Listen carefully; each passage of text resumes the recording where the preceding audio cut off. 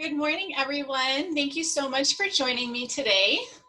I am Erin Whalen. I'm a health coach and yoga instructor, and I am the founder of the Kale Whale, an educational forum to share the benefits of an anti-inflammatory diet and lifestyle.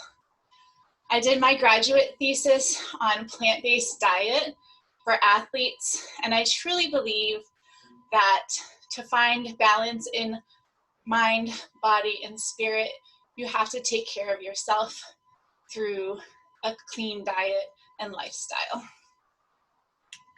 But I wasn't always very healthy. I did struggle with some health issues starting in my early 20s.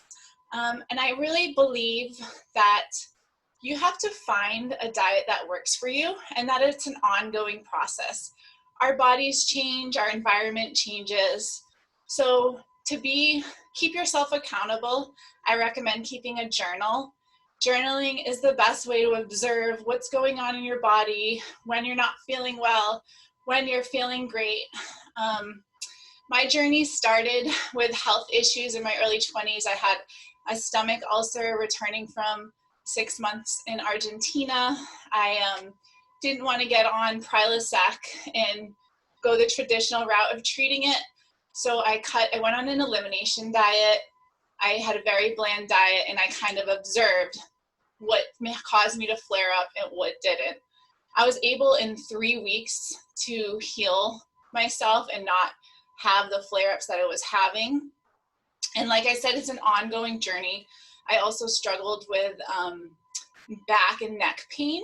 And throughout the years, I changed to more of a plant-based diet, whole food diet, cut out sugar, cut out processed foods, and eat really whole grains, eating seasonally. And I found these things called cellular activators that's most recently really helped my health. So we're going to talk about that. But first, what is inflammation? So big statement here. Inflammation is the precursor to all disease. Inflammation is your immune system's very first response to healing. So it's wonderful when we sprain an ankle, right? Blood flows to that area, it swells, it's hot, it's red. That's okay, and that's good to heal us for acute injuries. But the problem is the modern epidemic of chronic inflammation in the body. And that's caused from stress, from our diet, our lifestyle, and our environment. And this chronic inflammation makes us more susceptible to aging and disease. So what causes it? A lot of things. So low-grade food allergies and sensitivities, that could be, which are being more and more common. The addition to GMOs in our diet, glyphosates, preservatives. So those are being more and more. You're hearing people with GMO intolerances increasing at an increasing rate. An imbalance of your bacteria in your gut and causing swelling and issues. So 70% of your immune system is housed in the gut. So if your gut is constantly inflamed, when you eat, you're not absorbing nutrients from the food that you eat. So that's a huge issue for a lot of people. Stress, that's a big one. Constant psychological, emotional, and physical stressors raise our cortisol. It puts us in fight or flight mode, causing inflammation in the body, bad reaction. Cortisol will cause a whole queue of issues. Environmental toxicity from our air, our water, metals. There's a scary statistic I just read. We're exposed to over 2 million toxins a day. So that amount can be from anything from being stuck in traffic to our beauty products, our cleaning products, pesticides.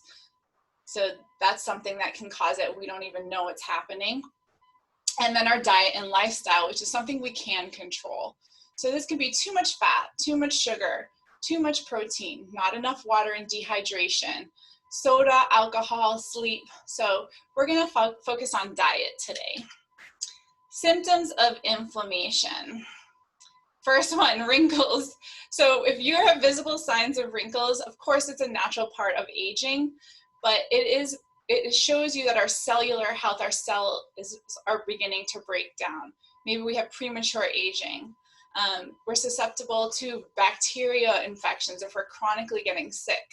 If you are in a state of constant inflammation, your body can't fight illnesses or viruses that are coming to you. Acid reflux, cancer, again, that's a cellular and mitochondrial problem. Psoriasis and acne, again, that is something internally. So I used to think, oh, it's something I'm washing my face with, or I'm a dancer and I didn't, wash my face between rehearsals, so I'm breaking out. But really, it was an issue with an internal imbalance. Arthritis, bronchitis, diabetes, the list goes on. So great, we're all inflamed, right? So how do we reduce it?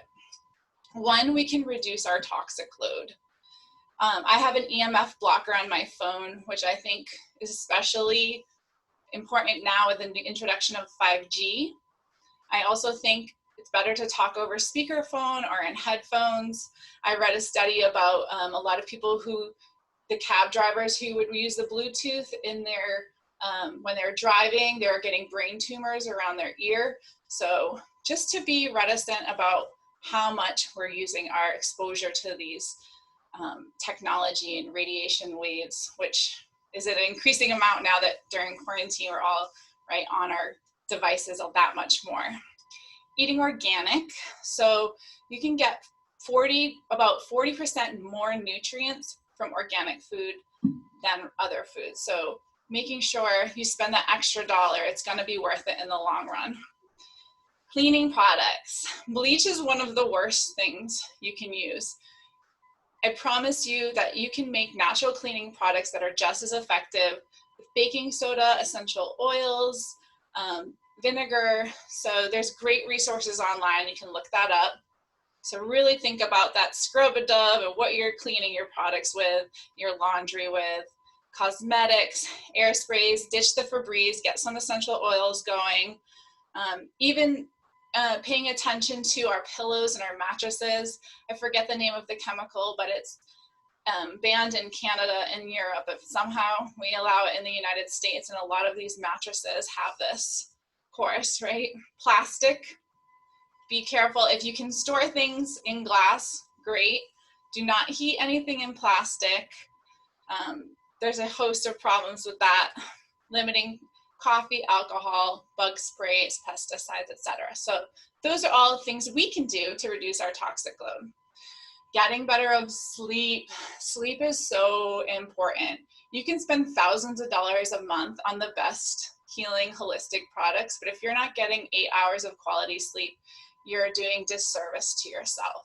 So really make that a priority. Get 8 hours of sleep, turn your computers off 2 hours or at least an hour before bedtime. There's studies that show if it's a cooler temperature, if lights are blacked out, you're gonna get a better quality of sleep. Hydration. I could talk all day about hydration and the importance of water. You need half your body weight in ounces of water a day minimum. So I'm about 140 pounds. I need at least 70 ounces a day. That doesn't include the water I need from exercise, the water I need to add from drinking coffee or alcohol, the water I need to add if I take a prescription. So really be accountable, drink water and quality water. So unfortunately, our tap water has over 56 pharmaceuticals, chlorine and fluoride in it. And Brita filters, they remove the taste of chlorine and smell, but it doesn't actually remove the chlorine. So that's probably the second worst water for you. Some of the best water is well water or spring water. I encourage you to do a little research and find a quality water. I have a reverse osmosis water filter in my house, but that strips the water, so you have to charge it, it's called, so you add maybe lemon or sea salt or something to your water. Right now I'm drinking my water with lemon. I'll take a sip. So make sure you have water that you know where it's, that it's a good quality. And I findaspring.com you can go to, and that'll show you where all the local springs are in your area, and you can fill up. I think that's a great thing to do, and it's really fun and connects you to nature. Next thing, meditation and pranayama or breath work. Amazing for reducing stress in the body. Just 10 deep breaths can tap on your parasympathetic nervous system. So you're resting and restoring, you're getting out of that fight or flight mode. I know that before this presentation, I was a little nervous. So I was over here doing my breaths. It really, really helps to center you, put you in the present, and help you focus. I know we all value structural alignment in chiropractic care. I can't say enough about it. It's helped me so much throughout my years as an athlete. Even a couple months ago, I had a flare-up. Dr. Meininger got me out of that. You know, if your structure isn't in alignment, you're going to have inflammation. Your nervous system's not going to be able to respond to your brain, and you're going to have issues. So chiropractic care, I would really highly recommend. Exercise, if you can get 30 minutes a day in, kudos to you. There's a study, it's called cytokines. It's a muscle protein in your body. When you exercise, your muscle release a burst of cytokines, and they actually combats and reduces inflammation. So if you can get 30 minutes a day, about 6 times a week, that's what's recommended. Vitamins, minerals, and cellular activators. So mostly everyone, even when I lived in Hawaii, we are deficient of vitamin D. I highly suggest taking a vitamin D. It'll help you absorb vitamin C, help you with your immunities. Magnesium is another, it's a mineral that we're all pretty deficient in. You can get it through like raw cacao, pumpkin seeds, but I would think it's a good idea to kind of have a supplement at least a couple times a week, getting that in. And then I used to recommend a high quality raw multivitamin, but over the last year, I've discovered something called cellular activation. So instead of supplementing antioxidants, you actually flip a switch on in your body and it produces antioxidants way more than you can actually supplement. It's called an NRF2 pathway. This has been huge in my health and a lot of my clients' health, and actually reduces your oxidative stress by 40 to 70%, which is so helpful. So if you're interested in that, you can check out biohackandactivate.com to learn about that. Balancing your gut. Again, we talked about how our immunities are housed in our gut. So making sure that we either eat probiotics like fermented vegetables, yogurt, kimchi, or we're on a quality probiotic. And then our topic for today, choosing foods that heal versus harm. So what are the worst foods for inflammation? Number 1, trans fat and hydrogenated oils. That can be found in cakes, fried foods, muffins, peanut butter, crackers, etc. Again, that's banned in Europe, but we still allow it in the United States. So checking your ingredients is really important. If you stick to ingredients you can read, you're probably on the safe bet, you know. So I know it's in Skippy peanut butter. Maybe switch over to organic like Teddy's. It should have 3 ingredients: salt, peanuts, and maybe sugar. That's about it. So be reticent about that. Sugar is a whole modern epidemic in itself. The RDA suggests that women should have 25 grams a day and men 37 grams. So that adds up really quickly. An orange has 9 grams of sugar. A glass of orange juice has 21 grams of sugar. So I recommend trying to stick to whole foods. Get your sugars from natural sugar like fruit in the morning, and check your labels, because they will sneak it into everything from marinara to ketchup, mustards. It's added. So if you pay attention to that, you can find sauce and stuff without the sugar.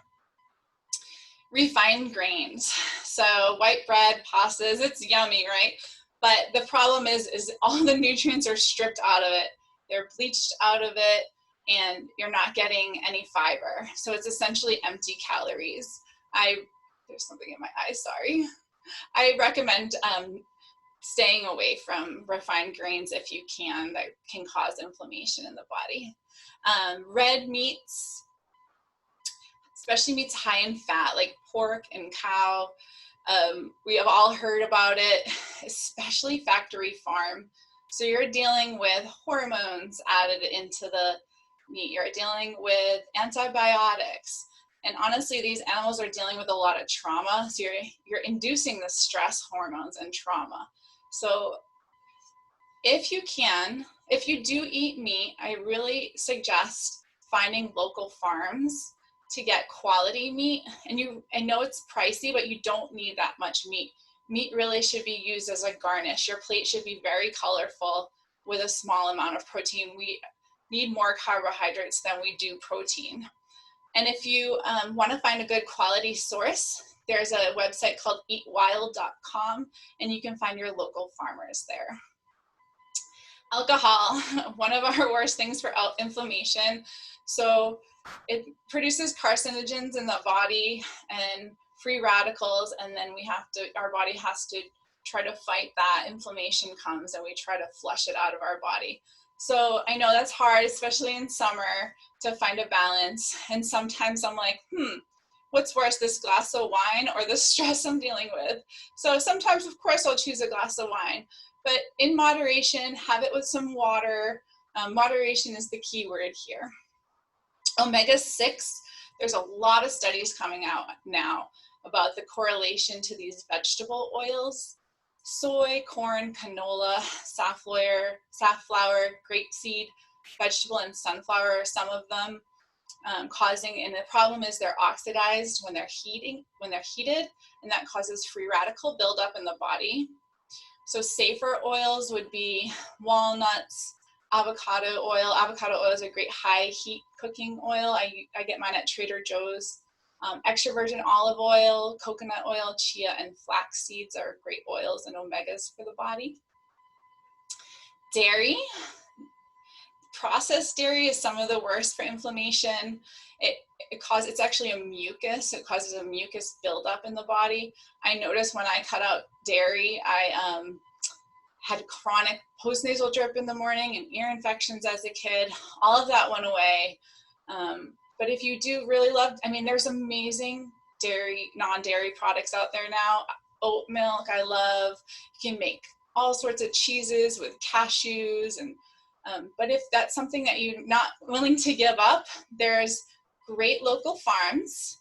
And I would suggest getting raw pasture-raised dairy from pasture-raised cows. MSG we've all heard about, so we're like, oh, we don't eat that, but it's a sneaky ingredient. Has many different names: monosodium glutamate, glutamic acid. So basically, if you don't know what it is, general rule of thumb, don't eat it. GMO, we talked about that. GMOs were actually introduced in the mid-1970s, and so our grandparents didn't have to deal with gluten intolerances. These days, we have to deal with that because of the introduction of GMOs. So best bet, buy organic, and you'll be at a safer. My favorite bread is Food for Life Ezekiel sprouted grain bread. I love it. It feels good on my stomach. That's what I've stuck with. And then synthetic sweeteners. There's been a lot of studies about aspartame in cancer. NutraSweet, Splenda. Cut that out. You're better off to just drink a Coke than a Diet Coke. Okay, moving on. Now let's talk about the positive things. The best anti-inflammatory foods. Sprouts. Sprouts are so good for you. Broccoli sprouts have 10 to 100 times more anti-cancer fighting properties than broccoli. It's a sulforaphane. They're high in sulforaphane. So good for you. So throw them on your sandwich, throw them on your salads. Tomatoes, green leafy vegetables, spinach, kale, collard greens. I like to make sure I get my veggies in the morning, so I throw some greens in my smoothies, and then anything else that day is a bonus. almonds and walnuts, wild caught fish, the key word being wild. Farm-raised fish, you're gonna deal with a host of problems again. Fish that are really good are salmon, tuna, mackerel, herring. And if you're a plant-based eater, there's plenty of protein options. Lentils, beans. You don't want to eat canned beans. Your body recognizes it as a carbohydrate, not a protein, because they're so broken down and processed. I really recommend getting beans in the bulk section. I get mine at Whole Foods. It's actually way cheaper. You soak them. They have phytic acid on the outside, so you want to soak them, and then you can slow cook them. My best investment this year was an Instapot. I made beans from scratch in about 30 minutes. So beans are great. Just make sure you get a good quality. Chickpeas, tempeh, quinoa, hemp, pumpkin, chia. Those are all complete proteins, which mean they have all 9 amino acids and your body can absorb them. Spices. Add some spice to your life. Ginger, turmeric, cinnamon, garlic, rosemary, oregano, sage, thyme, and cardamom are some of my favorites. There's something called golden milk. If you guys want the recipe after, I can send it to you. Very healing. Moving on to fruits, berries, and yay, it's berry season. Well, we're at the end of it, so make sure you stock up. Throw them in your freezer for the winter. Super healing, very alkaline. Watermelon and pineapple are also some of the most alkaline fruits. Green tea, again, it always comes down to quality. Make sure you're getting green tea organic from Japan's best. A lot of green teas has arsenic in it, so you want to make sure you're getting a quality green tea. Mushrooms, and then sauerkraut and fermented veggies, again, to balance the probiotics. So this chart I printed out when I told you I had my stomach ulcer about maybe 14 years ago now, and I put it on my fridge. And I'm not going to go through every little ingredient here, but I recommend it, and I don't think that you guys will learn it all right at first, but print it out and put it on your fridge, and you'll be surprised. The more alkaline vegetables and foods that you're eating, the kind of better you're going to feel. And I noticed every time I ate peanut butter, I was like, why do I get heartburn? And I had this chart on my fridge, and I was like, whoa, peanuts are acidic, and almonds are alkaline. So I switched to almond butter, and I slowly did that with each and every ingredient, and kind of now have a more alkaline diet organically. So if you want this chart and all of this information, I know I'm covering a lot.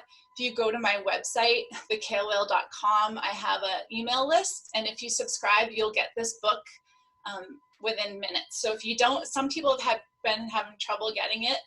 It's not uploading for some reason. So if you have trouble, just email me. But all this information is there. Okay, taste the rainbow.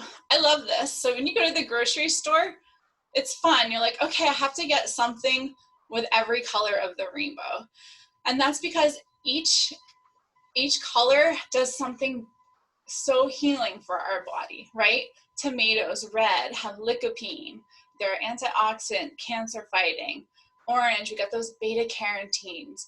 Another powerful antioxidant, good for our skin, bright, vibrant skin. Yellow, orange, our citrus fruits, good for our vitamin C.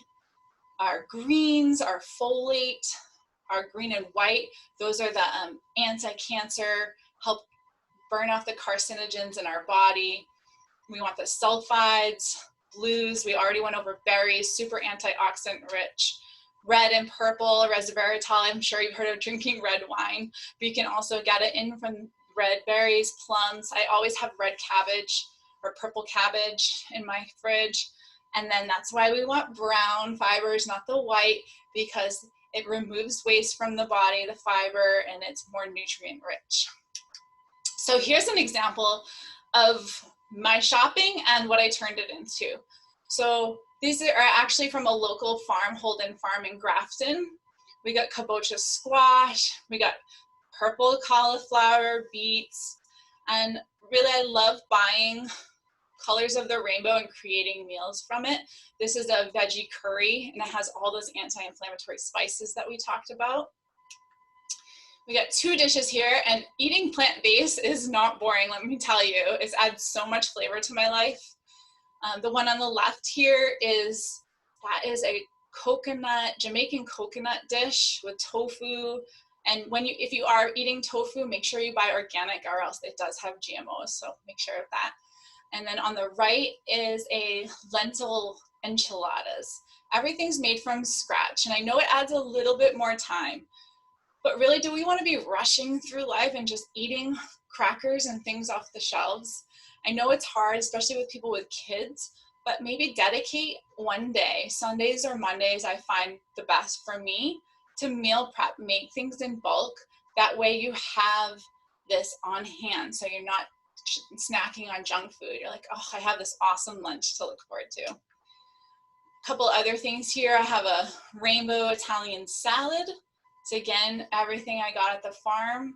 And on the right is collard wraps. These are also from a farm.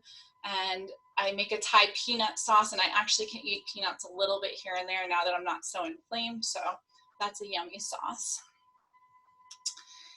And then here's some Ayurvedic eating principles that I wanted to go over, because how we eat can actually determine whether we're getting inflamed or not, right? So if you're shoving food down in a rush, it might not digest so well, right? You might have heartburn.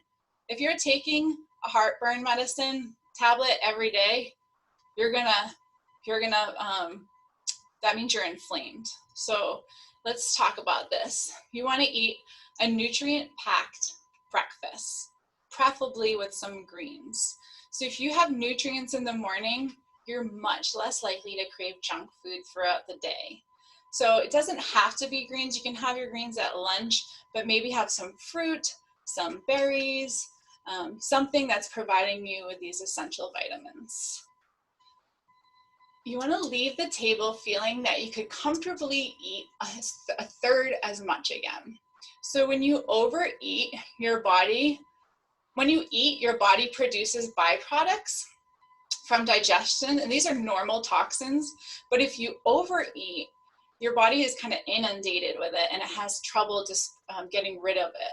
So if you're eating at a good amount, your body can easily and safely disperse these byproducts. Recognize when you're eating impulsively and chew slowly and thoroughly. Your body releases digestive enzymes in your saliva. It breaks down foods into simple sugars, and that will actually combat sugar cravings throughout the day. So chew slow. I know I'm guilty of eating too quickly. Eating during daylight hours. Nighttime eating can cause restlessness and heartburn. I used to eat late when I'd get home from dance rehearsals, and I'll tell you, I was always up with heartburn. I started eating before, and then just having a very light snack, like a piece of fruit when I came home, found that I slept so much better. So really, you want to eat the bulk of your calories the first 2/3 of the day. Intermittent fasting. So 8 hours of eating and 16 hours of fasting is the goal. Now that can be tricky for some people that get up and they have to work and their brain needs to be on.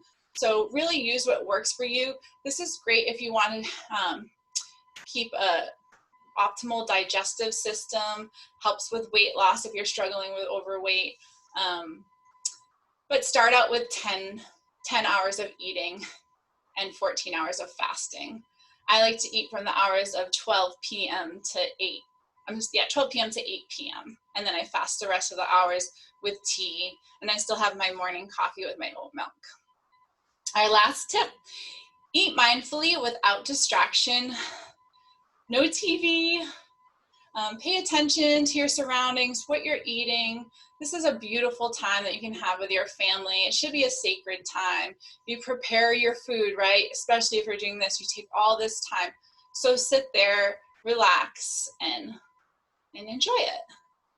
Sorry, Dr. Ryan, I thought I had till 11:45. Unfortunately, we okay. didn't get it correctly here. Okay. All right, so we have to wrap this up. I have a homework list for you. So drink more water. Stop eating processed foods, cereals, granolas. Unfortunately, you can make your own. I have some great recipes for this. Cutting down on dairy. I don't know what happened to my numbers here. So all of this homework is listed in the book I talked about. I just want to make sure we don't get cut off, so I'm going to give you my contact information. You can go to my website, thekalewhale.com. You can find me on Instagram or Facebook, and I'm an open book. Send me questions, send me an email, and I just wanted to offer this special to you guys for tuning in today. I'm teaming up with Hot Power Yoga Center, and we're doing a 21-day plant-based diet and yoga course. It runs 3 Fridays, the September 11th, 25th, and 18th. Sorry, I said that out of order. 11th, 18th, and 25th. And it's from 5 to 8. You'll get over 50 recipes. You'll get to try over 21 different plant-based dinners. And you'll have unlimited yoga for the month. You'll learn all the 8 limbs of yoga along with the chakras and meditation. And for being here today, if you call Hot Power Yoga Center, it's on Grafton Street in Worcester, you just mention the Kale Whale and you'll get $100 off this course. So it's a great offer, gonna have packed with information. So I hope to see you there. If not, contact me through email, and I really appreciate your time today. Aloha.